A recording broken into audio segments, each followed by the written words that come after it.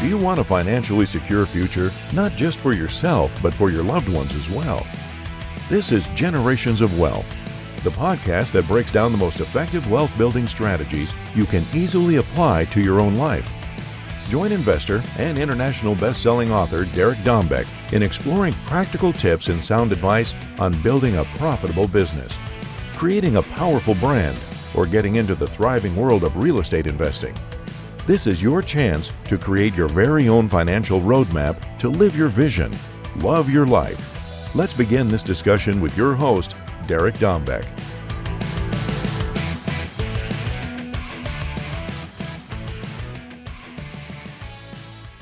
Welcome to the Generations of Wealth podcast. I am your host, Derek Dombeck. Today, we've got a returning guest, Chris Prefontaine. Actually, Chris and I have been going back and forth. I've been on his show, he's been on my show, and we've got a very, very similar mindset. We both love creative deal structuring. This show is a lot of fun. We go down several different paths that weren't even planned, but that's pretty common for Chris and I. Before I bring Chris on, I really want to, number one, thank all of you that continuously come back and are a part of the Generations of Wealth family.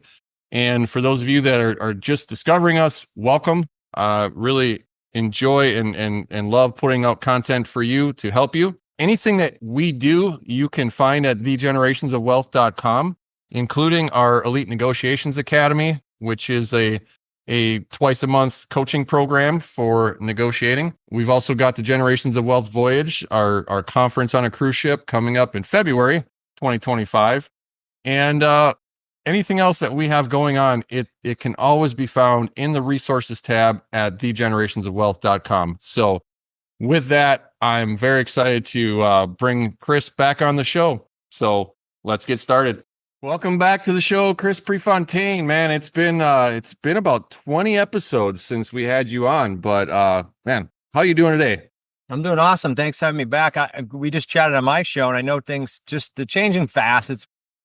We're talking at year end, so it's just a good time to catch up. Absolutely. Absolutely. For those of you that didn't catch Chris's first episode, obviously we'd love for you to go back.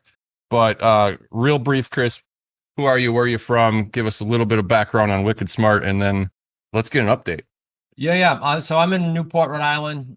You know my story, so you can peel back any of this later. I'll just be brief. Been at this 33 years. A couple months ago, it was 33 years in the biz in some shape, form, or fashion. After the crash of 2008, we launched into our own properties and doing so without using banks. I still do not love banks, as you know, so we still buy that way as a family. But then that morphed into our coaching business and mentoring business and doing deals with members of the community. And that's been since, 2015 now. So going on 10 years where we're in the trenches doing deals. And that's been our world for that whole time with Wicked Smart Real Estate Coach. And I love that. And you and I, we've got very similar stories. We've got very similar beliefs and backgrounds. I don't want to say that we don't love banks. We don't choose to use banks. So it's always fun on either one of our shows. And real quick, just throw the name of your podcast out there, because I want everybody to follow your show. I appreciate it. smartrealestatecoach.com. And there's a couple great episodes with Derek on there. So you're going to want to go check that out. Perfect. So what are you seeing now as the markets are shifting, as you're working with your students and partnering with your students? How are you liking the future economy? And if we're going to get a little bit real, what do you think about the political climate moving forward? Yeah. Okay. Let me preface that with, I don't have a big involvement in politics, but I do have an opinion that's neither here nor there. And I'll give you a couple thoughts on this and we can peel it back again. I love the market, but if you ask me, if I love the market and if it's a different political avenue, I would have said yes. And here's why I'm saying that. And then I'll talk a little more specifics on the politics side, because there's always going to be changes. One constant real estate, right? It's constantly changing. And once you do what you and I do and you understand it and you have confidence in it and you have a skill level in it in the creative real estate world, you love changes because you can pivot and when everyone else is panicking. And before the election and post-election, you do have the media, and they're going to keep doing it because they get 66% better ratings. They're going to keep screaming that things are not good, right? On either side. So I love it, generally speaking, because I know when there's uncertainty, we need to be the guide in the creative world, and we get super busy and super relied on, and we are the authority. As far as my thought on the current, direction of the election and where we went, I'm optimistic from a business standpoint, and I thought I would be. I'm even more so with what happened. And again, that's not a political view; it's just my gut on the market. Yeah, for sure. I was at a local real estate investor meetup, and one of the people there, we were chatting, and he literally shut down any purchasing for about 60 days prior to the election with the intention of, if the election didn't go the way that he wanted, he was not going to buy any more real estate for a while. And I thought, and I didn't say it to him, but I thought, why are you losing that time? I mean, the whole point of this business is consistency, consistent marketing, consistent follow-up, regardless of who's in office, what the interest rates are, what's happening with, inflation. You have to have consistency. And it's just like you said, there's opportunity in everything. So if I could just hop on this, I wrote it down. You just said something about consistency in marketing 10 minutes before the show recording here.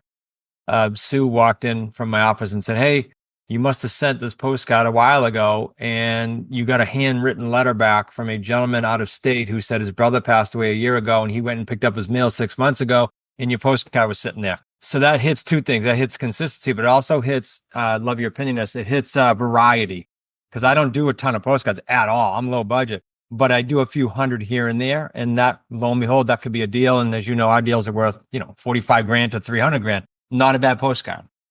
Absolutely.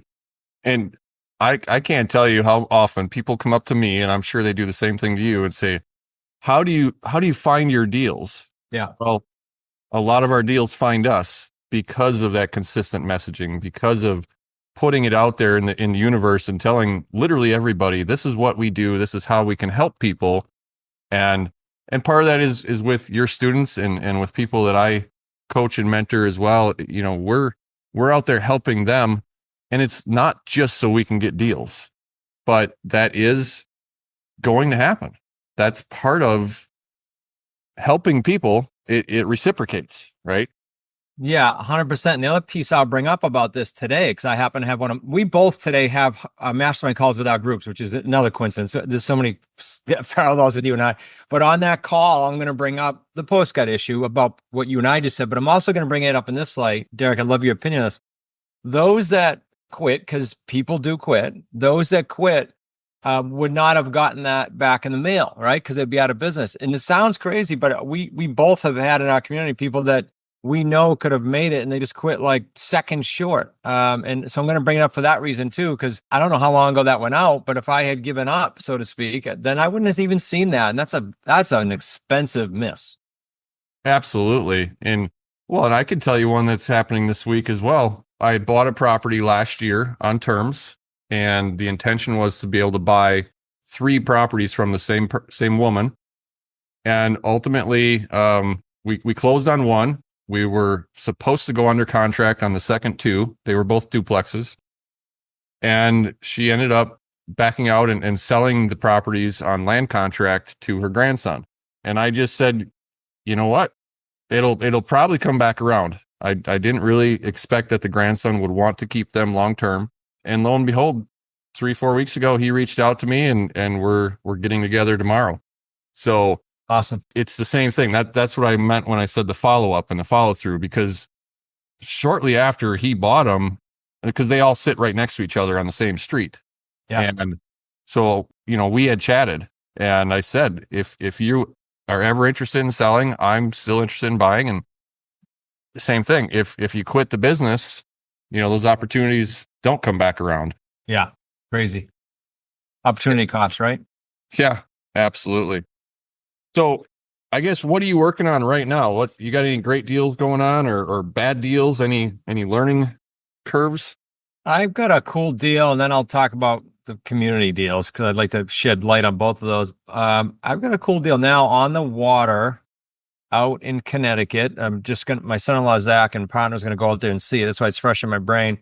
This is pretty typical of a seller. She had been renting this out, Airbnb and seasonal, since COVID. She got top dollar during COVID because it's a lake house. It's in pristine shape. And I think she was getting like 14 grand a month. It's about a 900 grand property, called $1 million. So people would say, well, she's not going to sell. No, if I talked to her during COVID, she wouldn't have. And if I talked to her 2 years ago, she wouldn't have. And a year ago, she wouldn't have. What's the difference now? She's just tired of it. It's complete timing. It's not like she's stressed. She just wants hands off. So Zach, my son-in-law, will go out there and we'll offer her an owner financing deal, or maybe even what we call an AO, where we find the buyer and we assign it to her, because then she'll get the max profit. Morally and ethically, I will present that to her to see if she wants it. And if she says, no, I want hands off, then I'll pivot back to owner financing. So that's a cool deal, because the only reason I said that's a cool one now, because not because it's pristine, but because of the profit potential, Derek, on that one. If it's 900 grand or $1 million and we do 3 paydays on that, our 3 paydays would probably be $250,000, maybe even higher over the course of 3 or 4 years. So that's a cool deal. And the house is great. It's a nice, pretty home, Yeah, I think that's actually a really awesome point. Is you don't have to be out there looking for the beat up, rundown 150-year-old houses. There's plenty of ways when you're doing creative deal structuring to get pretty homes. Yeah. And can I give a metric? I don't know if I've done this on your show, just 3 variables. When you find, we like free and clear, as you probably recall, in our world. When you find a free and clear home, and a third of the properties out there, roughly speaking, are, there's no mortgage. When you find one that you can purchase 200,000 or higher, that's most markets, you can find a 200 grand home and up, and you structure at least a 48-month deal or more, and you structure a monthly principal pay down of at least $950 for your monthly payment, you have, with our 3 paydays system, you have a 6-figure deal, period. Now, I'm not saying you're not disclosure. I'm not saying you're going to go out and find 10 of these a month, right? Mm-hmm. Can you find like 2 to 6 of these a year and change your world at 100 grand a pop? Yeah, I think everybody can. Yeah, absolutely. And my love of negotiating and how to talk to people, instantly I think of how do you pitch that? How do you pitch that to these homeowners? As the listeners are listening to this, many of them can't even fathom a 6-figure payday, right? So what do you think it takes to really convince somebody to do that? A couple things. I get asked that exact question. I know you do all the time. So Derek and I don't convince. What we do is we listen for a headache, a problem, or a goal they're trying to accomplish that the conventional market's not doing, and we solve for that. It's like find the headache and sell them an aspirin. That's all we're really doing. And if they don't have a headache, or they're not trying to accomplish a goal that the market's not letting them accomplish, then you're not the buyer. But how we work that is, I just had a call today, Derek, for a student. It was not my deal, but it's free and clear. And it was a second call to a call last week. Gentleman's name is Alec. Last week, he said to me, I think he's got about a $980,000 home. So again, let's call it $1 million home out in Connecticut. He said to me, yeah, I spoke to your partner, Paul. Paul said that you guys usually don't put money down. And I gave him what I call the 4 quadrants. This might be a nice nugget for peeps. I said, all right, Alex, very simple here. Well, you've got a price of almost $1 million. He said, yep. You're asking me now for down, and we have term to deal with, and we have monthly to deal with. So we have those 4 variables. I can't, obviously, it's not fair if I give you all 4. It's not fair if I take off 4. So what's 2 are most important to you? That was logical to him. And he said, call me next week. So I called him this morning before this show. And I said, where are you with it? And he still waffled a little bit, but he remembered distinctly the 4 variables. And so he said, well, I was thinking if I do go with no down, then the price might be higher. I said, precisely. So you're saying you do want the higher price. So we at least got to that point, and then we're going to send him a couple options today and see how he reacts. We're never convincing. We're trying to push those buttons and find what works for him. That's all. Yeah, I've got one right now too. It's a 5-unit building, and the gentleman is 75-year-old real estate agent, actually bought the building thinking that his kids would want it after he's gone, and they don't. And of course he wants above what it's really worth. And we just walked through the numbers, because some people are analytical, some aren't. I'm not super analytical, but he really needed to walk through it in an analytical way. And I said, listen, I'd love to give you what you're asking for the property, but your cash flow just doesn't support that. So the only way I can get you exactly what you're asking is if you take payments at no more than 40% of gross rents until paid in full at 0%. And I'm not saying I'm going to get that deal, but that's how I'm walking him through it. because I'll give him his price. Hell, I'll give him above asking if that's what he wants, but it's got to be the quadrants, like you said. The payments and the terms got to make sense. Yeah, and usually I should bring this up. I usually don't use, because you could have like 5 or 6 variables, technically 5. I'll start with 3 because I don't want to bring up, down, and percentage of interest rate all the time. So I'll start with just term, price, and monthly, right? So instead of a quadrant, I'll say to them, picture a seesaw. I got to have that seesaw kind of balance with those 3 variables. So you can play with that for the listeners. You can play with the quadrant or the seesaw. I think that's actually really something we should expand on. I know I don't bring up interest rate or length of term until they do. If it doesn't come up, I'm moving forward as if it's 0%. I agree. 100%. And I'm assuming that you get the kickback from either students or just the general public. How do you do that without paying the imputed interest that the government forces on you? Yep. You can Google this because they did about, oh gosh, now it must be 6 or 7 years. I put it into the community channel. We operate for the most part inside the exceptions to that, outside of the imputed interest. Now, if you're selling a business or you're selling over $1 million, there's some other criteria. It's different. But most of the homes we're buying, do not have imputed interest, period. You just got to look up the IRS code. Yep. Yeah, and I used to know the code section. I actually used to have it on the office wall here. But that is what anybody should do. And we're not giving anybody tax advice. I was going to say that. Disclosure. Absolutely. We may look like accountants, but we're not. And hell, I don't look like an accountant. But no, you should at least know enough about tax law when you're working on deals like this to make sure that you're leading people down a path that they can go down, but don't give them any legal or tax advice either. I tell every seller, I believe that we can do this, but you need to go and get answers from your tax professionals or your attorney. And I would say 90% of the time they don't. And that's fine. But we gave them the opportunity. We said they should, if they want to feel, confident. I thought of another question. If I can toss at you, Derek, actually, turn the hijack podcast for a second. When you said that, I thought of a question that came up in our community. It's come up before, but it came up recently and it hadn't in a while. And that was a seller. And I heard this because I was critiquing a community member's call, which we do a lot of. And I know you do that.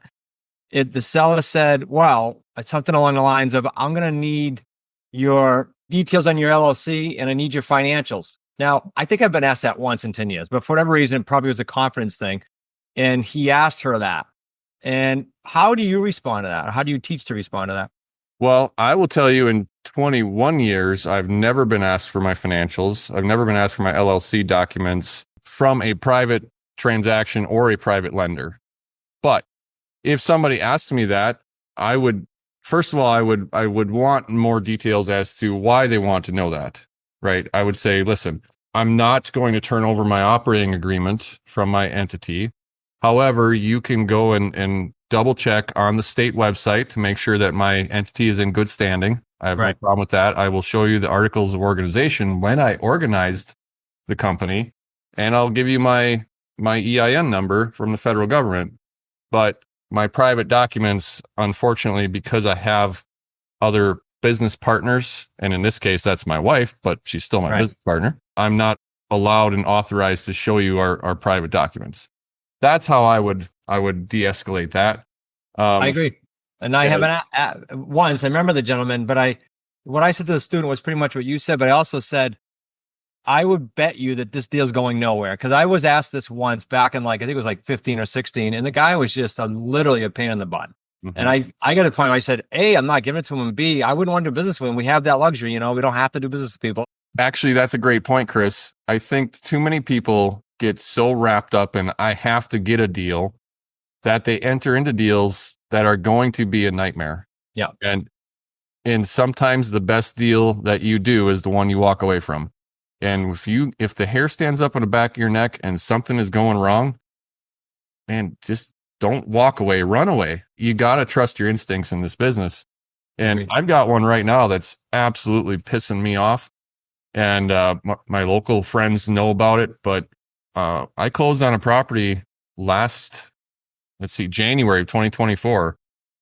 we stuck a $70,000 rehab into this property, and we bought it subject to, then gave the sellers some cash, and they carried back a second position mortgage at 0%.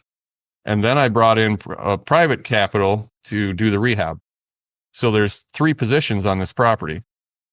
And in June, I get a random phone call from the seller. Now, keep in mind, we're still in contact because I'm making payments to them. I'm paying on their existing loan.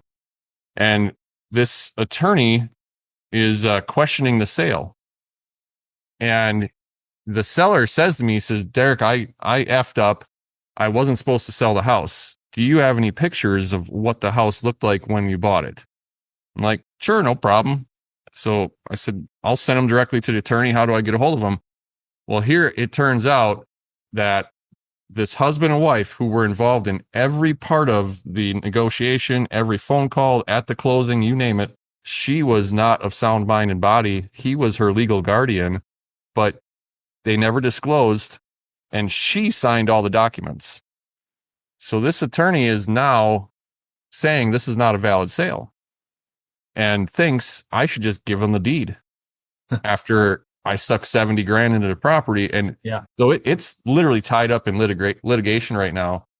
And the point of that story is, even if you do everything right, something like, I mean, I've never heard of this happening before, but because guardianships are not searchable, the title company had no way of knowing.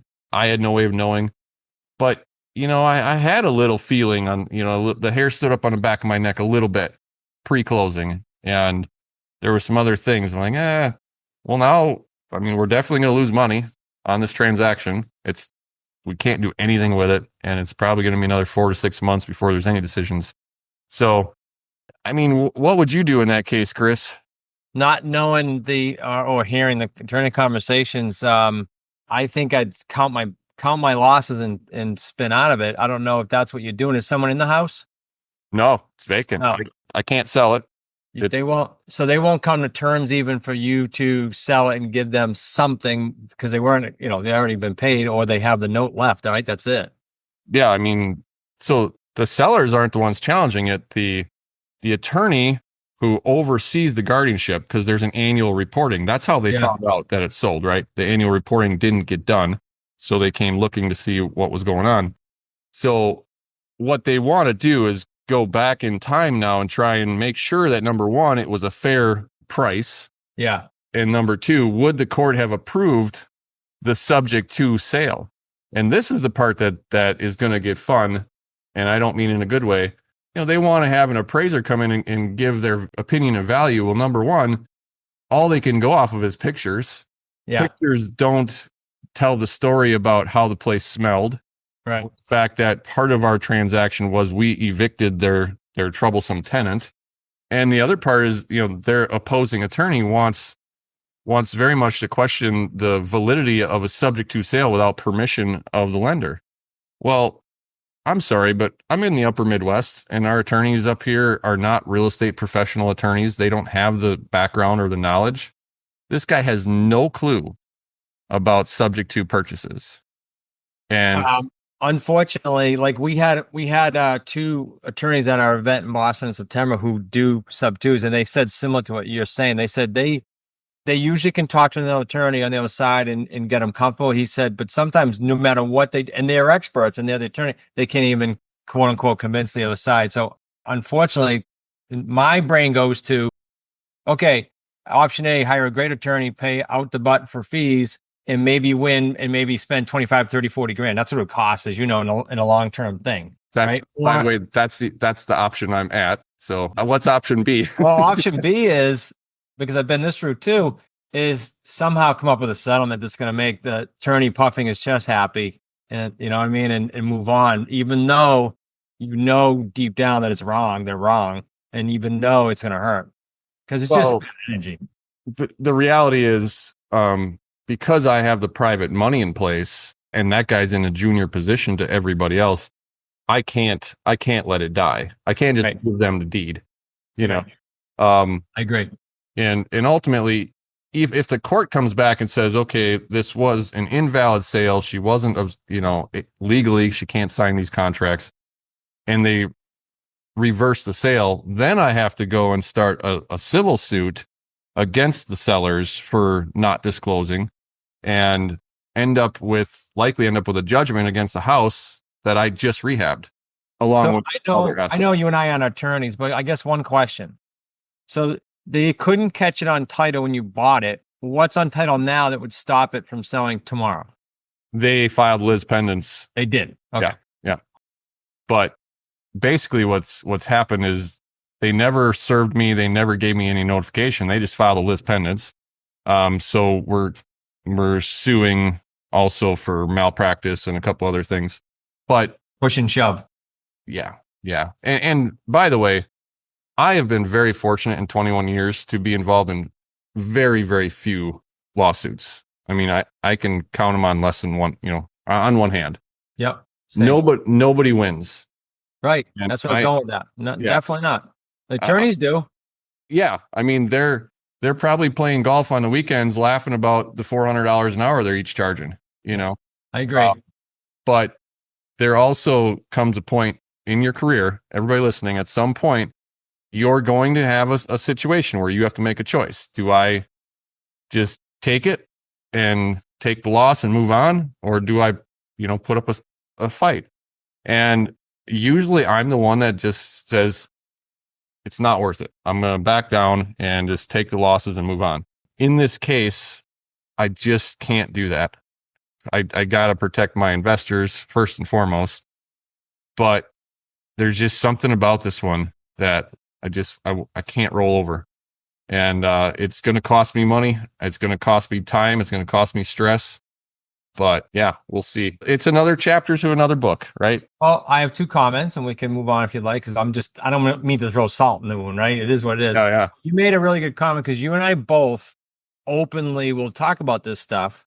And I know personally, and you do too, educators and mentors who will only and forever talk about the warm and fuzzy and fluffy. Like you'll never get them to tell you about one of their challenges. And the challenge with that is you got the listeners and the community members in both communities. If that were us, they could go out and get themselves in trouble. Whereas now they know, hey, Chris and Eric are an open book. I can bring them headaches and they've probably been through it. One of my coaches laughed. The coaches have been through a lot if they're coaching with us. And one of them laughed and said, I know you're going to tell me you already went through this, but let me tell you the challenge I have, because we've been through a lot, you and I and the coaches that we have. So the good news is Derek and I will tell you about it. And that's there's a huge learning lessons there. And the second good news is you can call us 1-800-GET-HELP, right? You just call us. Don't call that line. I have no idea where that goes. I'm just saying it's a lifeline. You might have just sent everybody to a porn line or something. Yeah, who knows? But hey, you heard it on the Generations of Wealth show. This is where you go for phone sex. Anyways, I don't think we're going to edit that out either. I think we're just leave it alone. That's who we are. Well, and I don't really want to make this about the worst thing that ever happened to us type of a show. But since we're on this topic, I mean, have you had anything that life lessons that was litigation or litigious in nature that was a real thorn in your side, and how did you handle it? Other than small headaches, I'm trying to think of a headline as big as you're going through right now. I think any headaches that came back over the years, because there hasn't been one recent, would be a seller trying to go around us. So we stuck circumvention clauses in a lot of our agreements. I think we've had like one or two in my career. I can pivot though to just property headaches. I mean, since we're on kind of weird stories, we built a business once, Derek, I don't know if we've talked about this, around a college, Holy Cross College in Worcester, Mass. And there's a system to that, right? There's people that actually teach that. And my partner and I, he's a plumber, he's in the field. He ran the field. We had about 6 or 8 buildings. They range from 3 to 6 units each. And we only rented to kids, and we only had them sign with their parents, and we only had them prepaid. It was a great little business. I'd still to this day do it. One of the properties, again, remember he's a plumber. He went to collect rent one day, and there was a stench coming from the basement. Well, he goes down, and there's 1.5 feet of sewer in the basement. Now that would be shut down like that, right? If the town finds out. So he calls me. This is back around 2000. This is 24 years ago. Okay. He calls me and says, hey, you got to meet me like in the middle. So 2 a.m. He's like, come meet me in the middle of the night. We got to get this out of there. So together we wrap our feet and we go in this. Now I don't know if I do that today. In fact, I can promise you I wouldn't. But 24 years ago, I did. And we got it out. Now, punchline. About a month later, it happened again. So come to find out, there were roots, right? It was an old building, roots getting in and blocking the sewer line, which I'm sure you've either heard of or experienced. And that's not the first time that happened. So if you have blockage, you might want to check the roots in the pipes. But that was a nasty story that we had to live through. I smelled it. I would a month later say to my wife, "You smell something?" She'd say, "No, you got it in your nose like forever." That was a stench that did not leave my beak. Anyway, nothing to do with the lawsuit, but you open that up. I can tell you, I've had that stench in my nose. I had a buddy of mine did a transaction 5-6 years prior, and he gets notification from the county that they're going to foreclose against this house, and he's a lien holder as a lender. What he had done is he had just carried back like a $5,000 note because there was a shortfall on a different transaction. And he had never seen the house, didn't care, right? It was a free and clear house, and he had a $5,000 first position note against it. So my buddy ends up moving out of Wisconsin, and at that time, $22,000 were the back taxes, and the counties where I live, in about year number 4 is when they'll foreclose because of not paying your taxes. So he says, "Hey, I'll sell you this note. You can go and foreclose, take the house, rehab it, do whatever you want to do." And I did a drive-by, and when I did a drive-by, I mean, garage doors don't close. There's stuff spewing out of them. There's stuff all over the yard. Clear hoarder house, right? And I'm like, perfect. I mean, I bought this $5,000 note for like $7,000. It's going to cost me $5,000 to foreclose. I'm all in for $12,000. Sure, why not? So long story short, foreclosed. She wouldn't leave. Had to get the police department to escort her out. And while they're serving the writ, the officer comes up to me. I'm just sitting in my truck out of the way. He says, "Have you been in the house or in the basement?" I said, "No, I haven't. I'm just staying out of your way." Well, I walked in there, and there was 16 inches of standing water in the basement because the house was essentially built on a swamp. There was just a constant flow of water in, and if you didn't have a sump pump going, it would fill up. And it had its own private well and septic, so the 16 inches of water shorted out the well pump, shorted out the furnace. The hot water heater actually floated up and tipped over, ripping the wires out of the wall. And she had been living like this in this condition for over 2 years, solid black mold on the joists and everything. Wow. And I asked her, I said, by the way, picture a hoarder house and then double it. That's how bad it was. She's keeping warm with space heaters. I mean, just a fire hazard. She would bring water from her daughter's house to flush the toilet and, whatever she needed water for. Well, then I walked around the side of the house to where the septic tank was, and it was collapsed. So what actually was in the basement, they had taken the 4-inch screwed cover off the clean out, and every time she brought water from her daughters to flush the toilet, the basement was all raw sewage. Oh my God. And she lived in that for, like I said, years. So unfortunately on this one, we also had parallel stories. Yeah. It's at some point in time, you and I are going to get together in person, have a beer, and we're just going to see how many other stories we have that are. We'll just keep doing shows with each other's podcasts, and we'll just vet them all out. Absolutely. I still like the idea of having beers, though. So I'm game. Man, we've been going at it for about half an hour, and it always seems like 5 minutes with you, Chris. To kind of wrap this show up, what do you think is a really good question that I didn't ask you that is going to help both our listeners? More of a comment based on what we said than a question, and that is because the communities are so similar, and that is going into, I don't know when this will air, but going into next year, I don't care when you hear it, but going to 25, let's say, there's one way.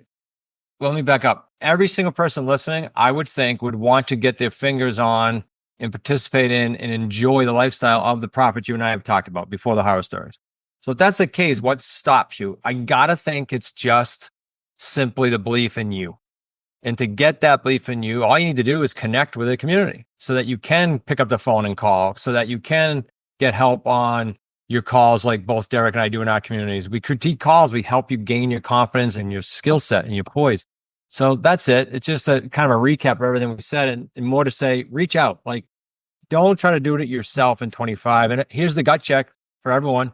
I don't know the answer, but the question is this: are you where you thought you'd be in December of 24? If you do a gut check, are you where you thought you'd be when you set your goals in January of 24? And if you're not, figure out why, and let's patch that hole so that in December of 25, you look back and go, oh, I'm super glad I took their advice and jumped on something and didn't just sit and do the same old, same old. So that's my thought.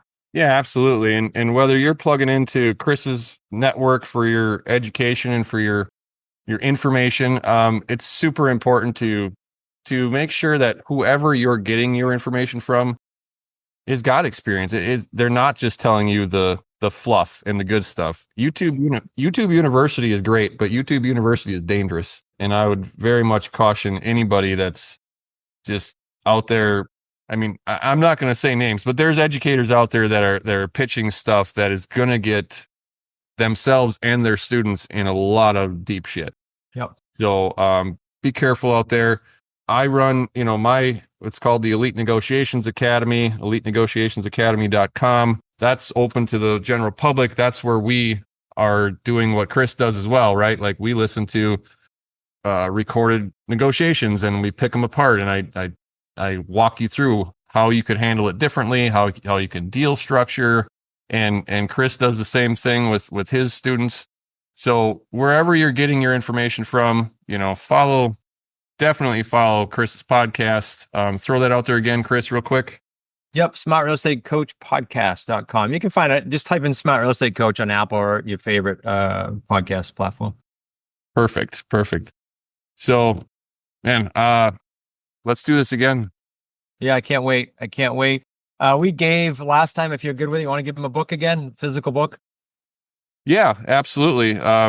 If you want to shoot me or shoot my team a link, we'll just I'll give them a CTA real quick. I would say thegenerationsofwealth.com/wicked, and then that way just go to that URL and we'll get you hooked up with how you can get the book from Chris. What's the book about, Chris? Real Estate on Your Terms. It was revised. It was written in 2017, revised after COVID. And it's everything we talked about. It's A through Z, how we operate. You hear from people around the country, but it's the 3 payday trademark system. And we'll make sure we get to that link tied to what you just said. So go to thegenerationsofwealth.com/wicked. Get a free book from Chris. Plug into Chris's community. Stay plugged into the Generations of Wealth community.